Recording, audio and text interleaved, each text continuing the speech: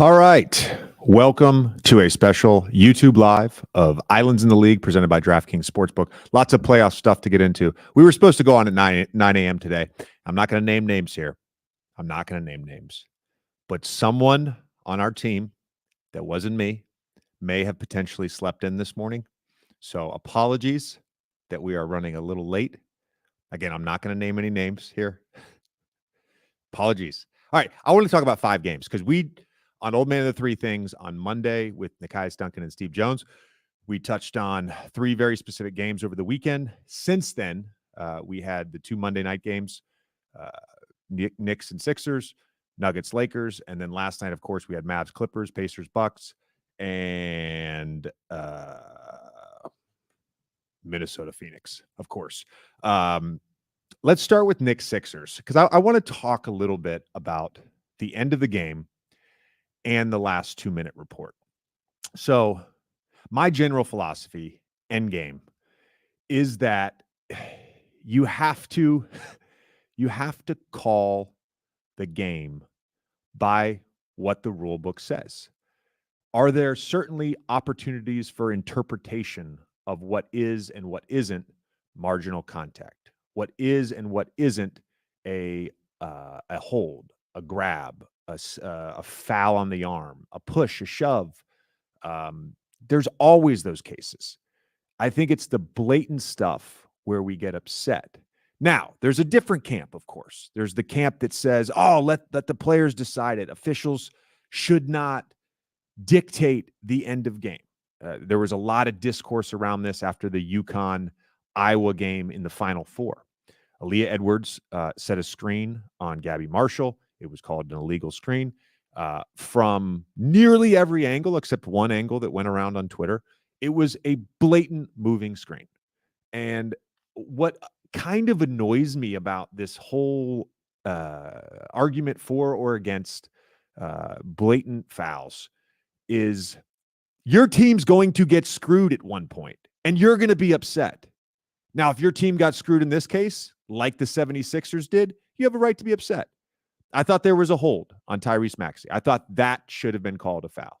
I think there was a second foul on the last 2-minute report from Josh Hart. In watching this 10 times, I wouldn't have loved that call. I thought the first hold on the jersey, that should have been a foul.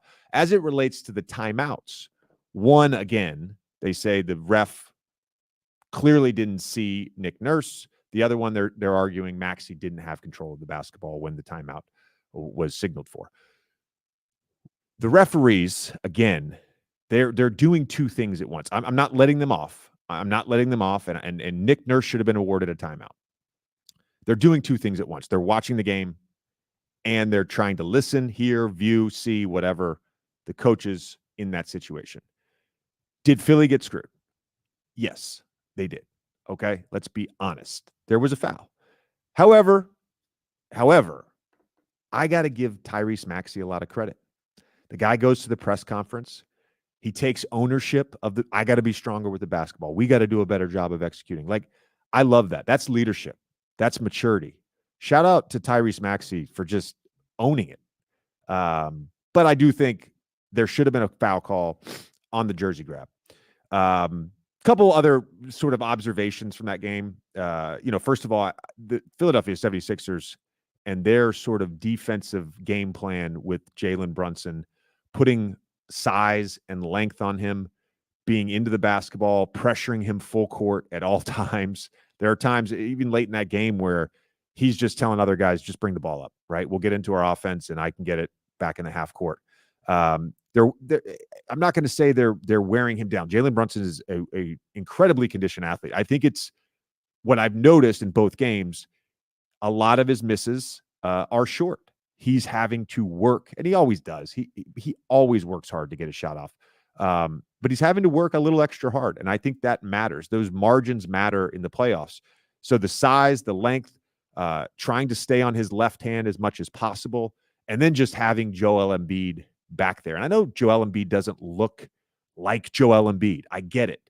But his size, his length, his contests on those mid-range floaters, like, he's a part of the reason Jalen Brunson has struggled through the first 2 games.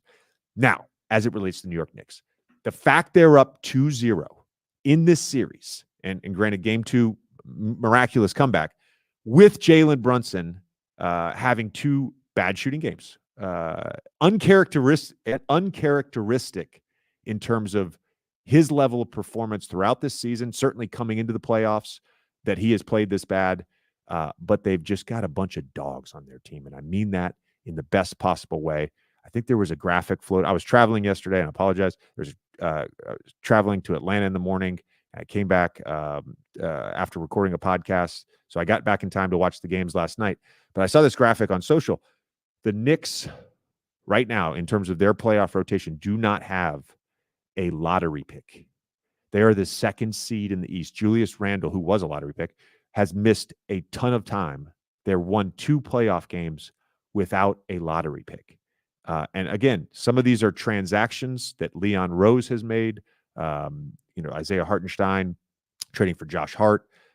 Certainly Jalen Brunson signing. But you go across the board. And I think it's really interesting in terms of your outlook on team building. Your outlook on team building. Don't get caught up in names. And we'll get to that in a second. Don't get caught up in names. Don't get caught up in the need for a big 3. If you're a fan of a team, think about how pieces fit together. Think about the personality and the level of competitiveness of the players you are drafting, you are trading for, and you are trying to sign in free agency. Leon Rose has crushed it in his role as president of the New York Knicks. Crushed it. I mean, he's got a group of guys along with Coach Thibodeau that fit, and they complement each other, and they're like-minded, and this team has an identity. I don't know what's going to happen the rest of the series. I don't know. But I just wanted to point that out and give a lot of credit to Leon Rose and a lot of credit to each individual guy on the roster for the New York Knicks. Nuggets-Lakers, another game that was just a classic game. Nuggets came all the way back. Jamal Murray hits a buzzer beater. A lot of great stuff from that game. We're going to cover that game in more depth later today. We're going to record an episode with Tim Legler. He'll be in studio later today. We're going to touch a lot on that game. I do want to just say the Anthony Davis is fucking awesome at basketball. All right. And he takes a lot of heat. And we talk about touches and he's got to be more involved. Well, look, that is on play calling. That is on the guards. Anthony Davis is not a guard. He's not initiating the offense. Somebody's got to get him the ball. So the fact that he, didn't score or whatever down the stretch, it's not all on him. And some of that also was the adjustment that Mike Malone made by putting Aaron Gordon on him. Aaron Gordon, again, I say this all the time, guys. I say this all the time. And we'll get to more of these guys. The role players matter so much in the playoffs. Look at the Knicks. Look at the T-Wolves last night. Anthony Edwards had an off game. Jaden McDaniels, monster game offensively. Of course, the stout defense, as he always does. Rudy Gobert starring in his role. Like, Aaron Gordon is a star in his role. That's what you need. And I just want to say one other thing, because we're going to cover more of this game later with Legs, and it'll be out tomorrow. Jamal Murray is a killer. Like, his mindset around struggling as bad as he did for 3 quarters and then to hit 5 contested jumpers, including the game winner against an all-defense level player, one of the best defenders in the NBA, no question, one of the best individual defenders in the NBA, in Anthony Davis. The confidence, the mindset, Jamal Murray's a killer. Love him. Pacers, Bucks, a couple things. Pascal Siakam is awesome. I feel like there's a number of these guys across the NBA that have made a couple All-Star games, maybe made a couple All-NBA teams, and we don't always appreciate how good they are. But what a get for the Indiana Pacers. This is a proven playoff performer in Pascal Siakam. And he's had 2 monster games, both games over 35 points, both games over 10 rebounds. He's a guy that you can run offense through. And so Tyrese Halliburton can have 2 games where he's limited in terms of his scoring. We'll get to his playmaking in a second. In terms of his scoring, but now you have Pascal Siakam. Now you have another guy that can get you a shot. And I thought, look, some of the shots that he made in the second half from the mid-range, that is like all-world scoring right there. All-world shot creation. Size, touch, skill, all of that stuff. He's a fantastic player. Lot of unknown in this series. 1-1 going back to Indy. We don't know Giannis' status. I do want to give a shout out to Andrew Nembhard, who had a great game offensively last night, 20 points. But I thought it was his defense, pick up points with Damian Lillard, just hounding him, particularly in the second half, really made an impact. TJ McConnell, of course, comes off the bench, gives them a little spark there, end of third, beginning of fourth, with his energy and push and pace. This series is, I find this series very fascinating. I really do. And that's whether or not Giannis is in the lineup or not. In terms of Halliburton, look, the Bucks are doing a good job in terms of their game plan, just limiting the amount of scoring opportunities that he has. He's such an unselfish player. And so he recognizes, if I can get 2 on the ball on me and I get off it quickly, we're going to get good offense. I think there are times, and Rick Carlisle is going to figure this out because he's a master tactician. There are times when he needs to be in better scoring opportunities or better positions to score the basketball, whether that is, getting him on the move in the half court where he can attack off the dribble, whether that's mixing up who's screening for him. Again, if there's a Miles Turner screen, feels like there's a lot of double teams. Miles had another great game last night. They're going to need Tyrese Halliburton to have a big offensive game or 2 if they want to win this series in terms of his scoring. But don't discredit how important it is for him just to be able to get 2 on the ball and get off of that quickly. They get good offense out of that.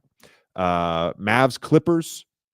I know Luka came on this podcast a couple months ago, and I don't know if he was joking because he is a sarcastic guy, but he tried to get me to push the agenda for him to make an all-defense team. I was not there when I made my votes. I did not put him in my top 10 for either first or second team all defense. But how about the job that he did defensively, particularly in the fourth quarter when the Clippers, all their star players were hunting him. They were targeting him. We've seen this stat floating around, but he was 2 for 17. Or I'm sorry, the Clippers were 2 for 17 with him against him, as the primary defender. And when he contested a shot, the Clippers were 0 for 11. And as bad as Dallas looked in game 1, Kawhi comes back for game 2. Some subtle adjustments from Jason Kidd, particularly with lineups and figuring out ways to open up the court. Luka and Kyrie get it done. And it to me, for them to advance past this series, potentially make a run to the conference finals, and potentially get to the NBA finals. I do think they have that potential. There are a number of teams in the Western Conference I feel that way about. They've got to embrace the muck. They've got to embrace the dirtiness, as we've seen so often in the playoffs with the Miami Heat, as we've seen this year so far with the New York Knicks. They've just got to embrace playing in the mud. And to me, one of those key elements of that is Luka Doncic being this engaged defensively. Just shout out to him. Props to him. All right. Minnesota Phoenix. Okay. I already talked about Jade McDaniels. Sorry, that's his brother. I already talked about Jaden McDaniels. Just a phenomenal night for him on both sides of the basketball. You guys love to hate on Rudy Gobert. Last night, the Phoenix Suns were 8 for 21 against him as the primary defender. As a contesting defender through 2 games, they are 12 for 30, 40% against Rudy Gobert. And that's not just inside. I mean, he blocked a couple Drew Eubanks shots in the fourth quarter, but they've switched him at times. He's been out on the perimeter in isolation. You guys all say he gets played off the court. I think he's doing a pretty damn good job so far in this series against three outstanding offensive players that the Phoenix Suns have. My last point, I'm not at the point where I'm writing an obituary on the Suns' big three in this Phoenix Suns season. They have enough firepower with these three guys to get the job done. I still believe in Kevin Durant, Bradley Beal, and Devin Booker, that they are capable of advancing in this series. Minnesota's a damn good basketball team. They're a damn good basketball team beyond McDaniels and Gobert on the defensive end. Anthony Edwards, Mike Conley, Nickeil Alexander-Walker. It's going to be tough. But I want to make the point, again, going back to roster construction. Bradley Beal's awesome. Devin Booker's awesome. Kevin Durant is awesome. Unquestionably. I think at times you have to question, do they complement each other in traditional ways? Do they complement each other in terms of being able to run two-man action? Or is it similar to what I talked about last year with Jaylen Brown and Jason Tatum, where those guys together, they're getting guarded by the two best perimeter defenders? It's just a switch, right? So, that to me has been somewhat of an issue all season. They're great individual scorers.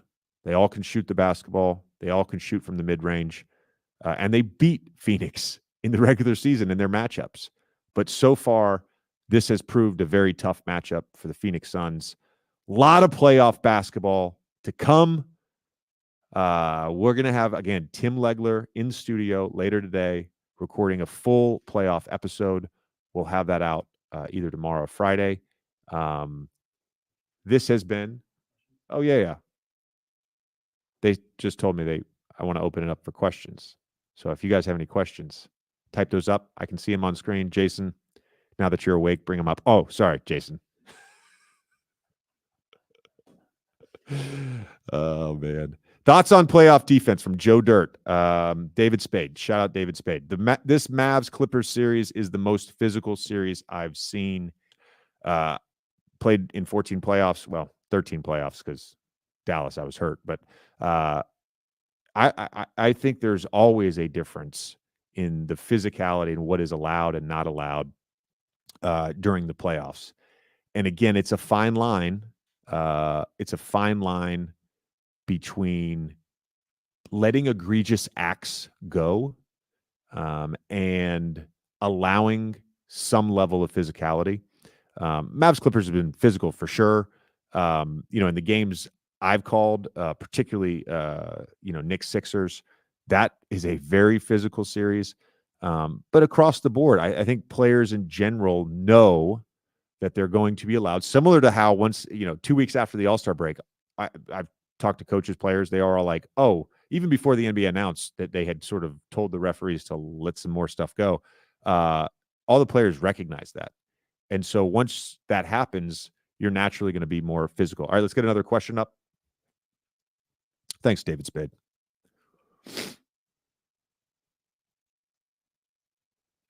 What are your thoughts on Maxey winning most improved? I voted for Maxey to win most improved. Had Kobe White second. Kobe White had a strong argument. I do think there's a real difference in the two players in terms of improvement, right? Kobe White, a big jump in scoring, a massive jump in playmaking, a massive jump in efficiency. Kobe White went from shooting 27% on off the dribble threes to 40% on off the dribble threes. He had a valid case. And the last 2 years with Ja and with Shea, I have argued those guys to me were already stars and had shown, particularly in the playoffs, Ja against Utah. But Shea, obviously not in the playoffs with OKC as the number one option. But Shea, the year before, he was averaging like 25 a game on really good efficiency. I didn't feel like they were the most improved. Maxey this year, it did feel like to me he took a leap as like a true 1A a true 1B, where he is a star, he's an all-star. I didn't feel that way before. He had more responsibility this year. Joel goes out, and he's got to carry the load. There was a dip in efficiency. I'm acknowledging that. But just to hold up over this season as either a 1A when Joel was hurt or a 1B with Joel, have the season he did, turnover percentage went down. So there's no sort of efficiency loss in terms of playmaking. And yeah, I had Maxey to win it all. But again, I said this the other day with all these awards. You could make an argument for anybody. They're all deserving. I have a hard time like making a case against someone. I'd rather make a case for someone, as I did with a number of my things that I voted for on Monday's show, last Monday's show. All right, guys, this has been fun. Appreciate you guys. Again, this has been Special Islands in the League YouTube Live, presented by DraftKings Sportsbook. We'll see you guys later this week.